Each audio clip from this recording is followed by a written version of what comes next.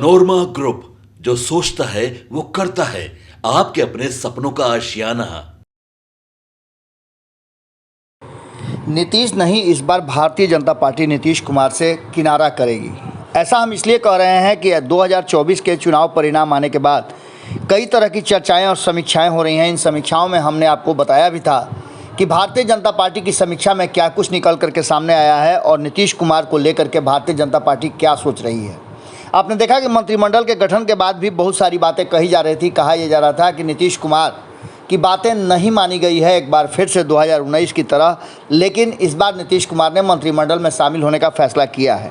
आने वाले 2025 के चुनाव को मद्देनज़र रखते हुए 2024 के चुनाव और उसके परिणाम के साथ साथ जो वोट आए हैं उसकी समीक्षा हो रही है। इस समीक्षा में कहीं ना कहीं एक बात तो साफ नज़र आ रही है कि भारतीय जनता पार्टी अब नए सिरे से अपनी तैयारियां शुरू कर चुकी है। जैसा कि जानकारी मिल रही है कि जानकारी में लगातार प्रदेश नेतृत्व जो है वो समीक्षा कर रहा है और पूरे चार्ट के साथ एक एक विषय पर चर्चा हो रही है। एक एक बूथ पर कितने वोट आए और कैसे ट्रांसफ़र हुए, कैसे नहीं हुए, इन सारी बातों की चर्चा जमकर हो रही है। बिहार में एनडीए का प्रदर्शन भले ही संतोषजनक रहा हो, 30 में सीटें आई हो 40 में से, लेकिन इसके बावजूद जो प्रदर्शन हुआ है अंतिम चरण में मगध शाहाबाद के इलाके में, उससे भारतीय जनता पार्टी काफ़ी आहत है और परिणाम अपेक्षित नहीं हुए हैं। भारतीय जनता पार्टी के विस्तारकों की राय माने तो इस इलाके में एनडीए के प्रत्याशियों को जेडीयू का वोट ट्रांसफ़र नहीं हुआ है और इसकी एक बड़ी वजह पूर्व बीजेपी नेता और भोजपुरी सुपरस्टार पवन सिंह तो हैं ही। इसके साथ साथ कहा यह जा रहा है कि जनता दल यूनाइटेड के नेता भी उदासीन दिखे हैं। लोकसभा सीट से चुनाव लड़ रहे थे काराकट से पवन सिंह, उसको लेकर के भी स्थितियां बदली हैं। लेकिन विस्तारकों का कहना है कि इस इलाके में एनडीए के खराब प्रदर्शन की दूसरी वजह प्रत्याशियों के रवैये के कारण भारतीय जनता पार्टी कार्यकर्ताओं को इसका घाटा हुआ है। उनके मुताबिक कार्यकर्ताओं ने वोटरों को बूथ तक लाने में उत्साह नहीं दिखाया। 7वें चरण में 8 में से 6 सीटें हारी थी भारतीय जनता पार्टी और एनडीए। बता दें कि 7वें चरण की 8 सीटों में एनडीए के 6 प्रत्याशी चुनाव हार गए थे। उनमें बीजेपी की पाटलिपुत्रा, आरा, बक्सर, सासाराम, जेडीयू की जहानाबाद और उपेंद्र कुशवाहा काराकट सीटें शामिल हैं। वहीं पहले चरण के चुनाव में भी भारतीय जनता पार्टी औरंगाबाद में सीट हार चुकी थी। बीजेपी की बैठक में प्रदेश अध्यक्ष और मुख्यमंत्री, उप मुख्यमंत्री सम्राट चौधरी, उप मुख्यमंत्री विजय कुमार सिन्हा, प्रदेश संगठन महामंत्री भिखुभाई दलसानिया, बक्सर एवं सासाराम में चुनाव हारने वाले बीजेपी प्रत्याशियों क्रमशः मिथिलेश तिवारी और शिवेश राम के अलावा कई वरिष्ठ नेता इस बैठक में उपस्थित थे।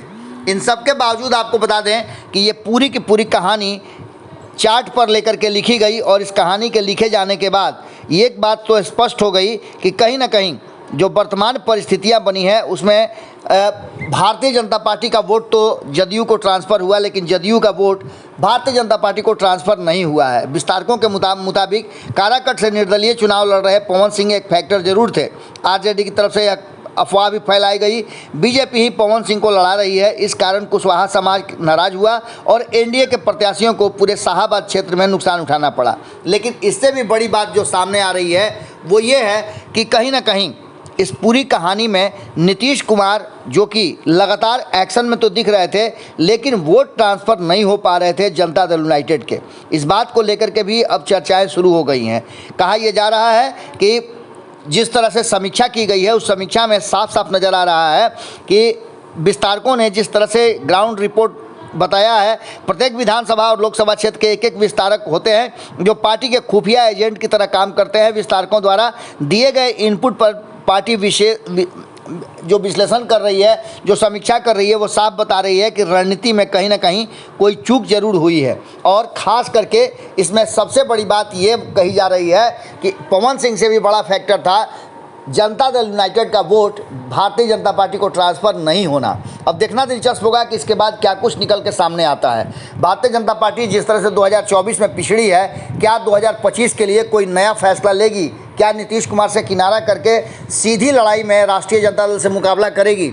इन सारी बातों पर विचार विमर्श हो रहा है। देखना दिलचस्प होगा कि एक तरफ जहां कहा जा रहा था कि नीतीश कुमार केंद्र से अपना हाथ खींच ले तो सरकार गिर जाएगी, वहीं दूसरी तरफ भारतीय जनता पार्टी अगर ये फैसला कर लेती है कि वो नीतीश कुमार के साथ नहीं रहेगी तो निश्चित रूप से एक बड़ा बखेड़ा खड़ा हो जाएगा और हो सकता है कि बीच में ही चुनाव हो जाए। जुड़े रहिए भारत लाइव के साथ, खबरों का सिलसिला लगातार जारी है। बहुत बहुत धन्यवाद। पनोरमा ग्रुप, जो सोचता है वो करता है। अगर ये वीडियो पसंद आई और वह बिहार के राजनीति और बिहारियत से सरोकार रखेनी तो सब्सक्राइब बटन दबा के चैनल के सब्सक्राइब कर ली। ओजे एगो घंटी बा, ओकरा बटन दबा देला से कुल सटीक और मारक खबर रुआ मुफ्त में मिल जाई। अगर रुआ पत्रकारिता के हमनी के नया प्रयोग में सहयोग कर चाहतानी तो ज्वाइन बटन दबा दी।